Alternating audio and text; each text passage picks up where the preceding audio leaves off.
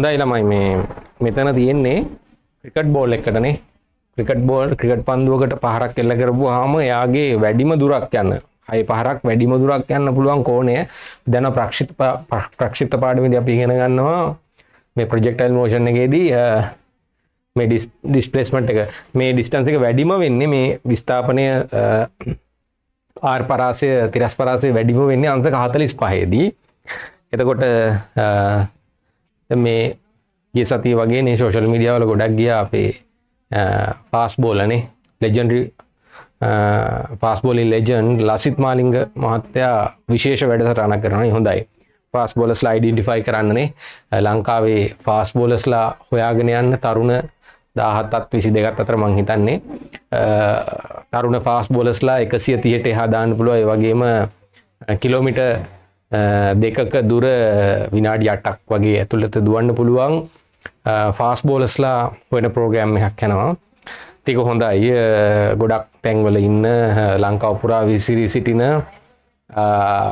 තරුණයන්ට අවස්ථාවක් කියලා ගන්න පුළුවන් මේක.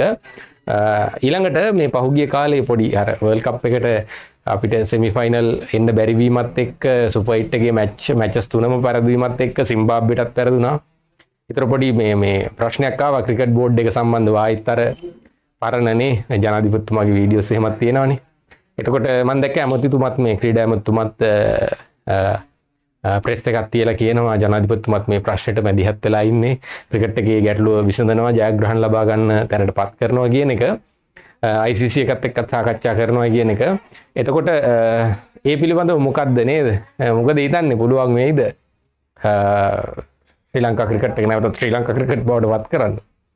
එතකොට මේ දැන් අපේ ලංකාවේ ක්‍රිකට් එකනේ ලංකාවේ ක්‍රිකට් එක අර අපේ අනුර දිසානායක ජනාධිපතිතුමාගේ වීඩියෝ එක තියෙනවානේ. වීඩියෝ එකක් ෂෙයා වෙනවා පහුගිය දවස්වල. පුළුවන් ද ආයෙත් ලංකාවේ ක්‍රිකට් ම බවට පත් කරන්න කියලා. එතකොට ඇත්තටම උතන කේස් එක තියෙන්නේ ඔකේ පොඩි දෙයක් තියෙන්නේ. ලොකු කතාවක්. හරි අමාරු වැඩක්. ඉතින් මම මේ කතා කරන්නේ ඇමතුමාට පක්ෂපාතීව ක්‍රීඩා ඇමතුමාට පක්ෂපාතීව ක්‍රීඩා ඇමතුමා මේ පුද්ගලිකව අපි කියන්නේ ක්‍රිකට් සම්බන්ධව ක්‍රීඩා සම්බන්ධ වැඩ සඳහා ඒ මීටින් කීපයකදීම මම කතා කරලා තියෙනවා. පුද්ගලිකව ගත්තොත් ක්‍රීඩා ඇමතුමා අර ඇත්ත මිනිසෙක්. එතකොට දැන් තරුණයන් මේ ලංකාවේ මිනිස්සුන්ගේ අර හදවතේ තියෙන ලේවල තියෙන ගේම් එකක් නේ ක්‍රිකට්. පුළුවන් වෙයිද ඇමතුමාට මම මේ ඇමතුමත් මේ පැත්තට පක්ෂපාතීව තමයි කටයුතු කරන්නේ.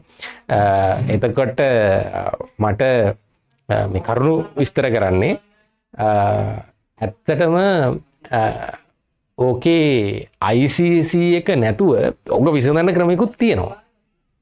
ඒ කියන්නේ දැන් ඔය ඕනෑම ගේම් එකක් සෙල්ලම් කරන්න ඕනේ අපේ පළාත් 9 ඇතුළේනේ.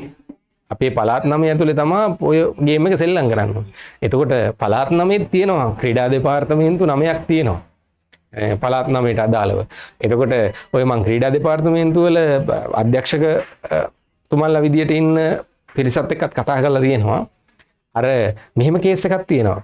ලංකාවේ තියෙන ක්‍රීඩා ඇසෝසියේෂන්ස් 70 ගණක් තියෙනවා. ඔය ඇසෝසියේෂන්ස් වල ගිණුම් පරීක්ෂා කරන්න බලය තියෙනවා ක්‍රීඩා අමාත්‍යාංශයට. හැබැයි එතනින් යට තියෙන අයගේ උදාහරණයක් විදිහට පළාත් ක්‍රීඩා සංගම් හරි දිස්ත්‍රික් ක්‍රීඩා සංගම් හරි ක්‍රීඩා සමාජ හරි පරීක්ෂා කිරීමේ බලය ඒවා ක්‍රියාත්මක වෙන පිළිබඳව හොයලා බලන්න ආයතනයක් නෑ ලංකාවේ. එතකොට අපි හිතමු දැන් පළාත් සංගමයක් පළාත් ක්‍රීඩා සංගමයක් පළාත් ක්‍රීඩා දෙපාර්තමේන්තුවටවත් මේ ඒ පිළිබඳව හොයලා බලන්න බලයක් නැහැ. ඒ හින්දා තමයි ওই සංගම්වල ඡන්ද එක පිරිසක් විසින් හසුරුවන්නේ. මොකද උදාහරණයක් විදිහට ඕනෑම ජාතික සංගමයක මුදල් ප්‍රතිපාදන හරි පළාත් සංගමයට එව්වට පස්සේ එතන සටහන් වෙන්නේ පළාත් සංගමයට දුන්නා කියලා විතරයි. ඒ පළාත් සංගමයෙන් මොන විදිහටද ඒක වියදම් කරන්නේ ඊළඟ පළාත් සංගමයේ මොන විදිහටද නිලධාරි මණ්ඩලයේ ව්‍යවස්ථා පිළිබඳව ඒවා පිළිබඳව පරීක්ෂා කිරීමේ ක්‍රමවේදයක් නැහැ.